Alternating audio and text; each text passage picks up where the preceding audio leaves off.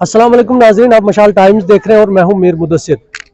लगातार सीआरपीएफ की जानिब से वादी कश्मीर के मुख्तलिफ इलाकों में ये कोशिश रहती है कि आम लोगों को जो तहफ़्फ़ुज़ है उसके साथ साथ सहूलियत सेहत के हवाले से भी पहुँचाई जाए और उनकी सेहत का भी खास ख्याल रखा जाए।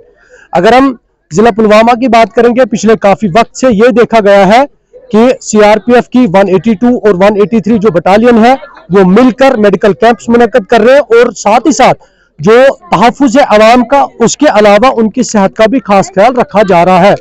आज चूंकि विंटर सीजन है, आजकल ज्यादा तकलीफें होती हैं छोटे बच्चों में, बड़े बूढ़े बुजुर्गों के अंदर, क्योंकि सर्दी का मौसम है। तो उन चीजों का खास ख्याल रखते हुए सीआरपीएफ 182 183 ने आज करीमाबाद में एक मेडिकल कैंप मुनक्कद किया।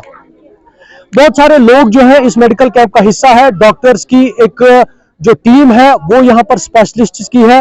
बाज़ाब्ता तौर पे एंट्री होती है पेशेंट की, उसकी यहाँ पर प्रिस्क्रिप्शन बनाई जाती है, एंट्री होती है, उसके बाद वेटिंग लिस्ट होती है, उसके बाद डॉक्टर्स का चेकअप होता है और उसके बाद जो है वो मेडिसिन यहाँ पर उसको दी जाती है। हमारे साथ 183 बटालियन के सीओ साहब हैं, इनसे हम बात करेंगे। पहले भी हमने बात की है और ये जाना है कि मेडिकल कैंप लगाने के मकासद क्या है।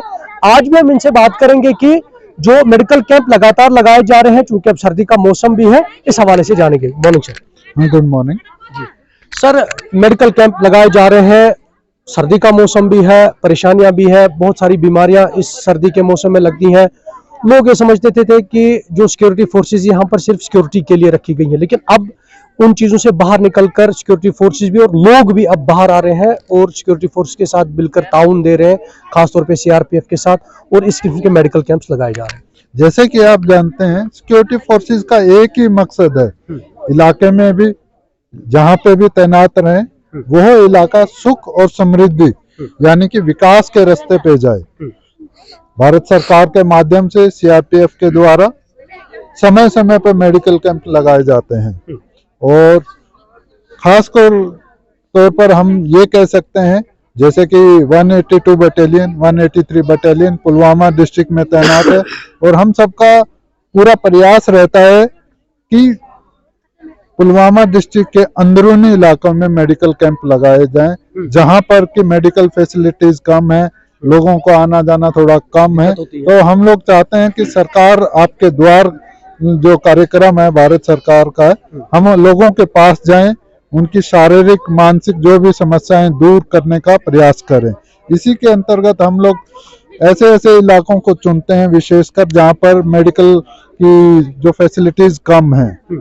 तो सर, मैं आपसे जानूंगा कि किस किस्म के डॉक्टर्स अवेलेबल होते हैं, कौन से स्पेशलिस्ट होते हैं और कितना अच्छा सपोर्ट जो है लोकल का मिलता है।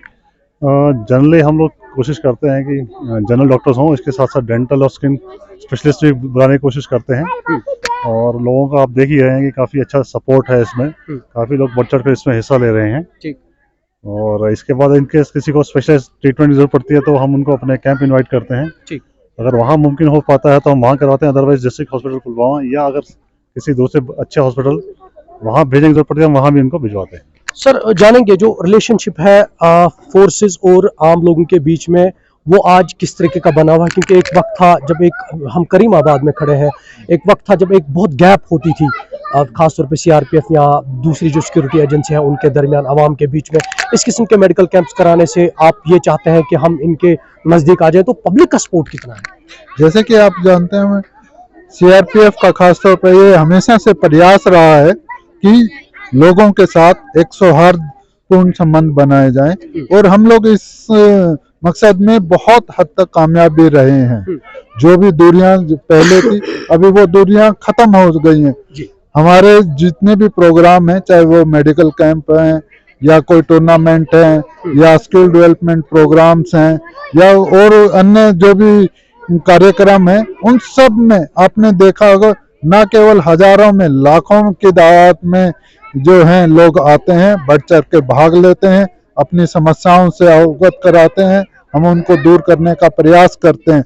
जो हमारे लेवल की है हम लोग यहीं दूर करने की कोशिश करते हैं और यदि उनको किसी सुपर फैसिलिटीज की आवश्यकता है तो हम मददगार के माध्यम से उनको दिल्ली या अन्य क्षेत्रों में भी भेजते हैं। वही हमने काफी वक्त से देखा है, एक बोर्ड आपका रहता है इस मेडिकल कैंप में, साथ साथ मददगार हर जगह पे हमने देखा। इस मददगार के जरिए आप आवाम तक क्या मैसेज देना चाहेंगे ताकि वो इस मददगार का हिस्सा बने और जो आपके पास इस मददगार के जरिए उन तक जो सहूलियत है वो पहुंच पाए?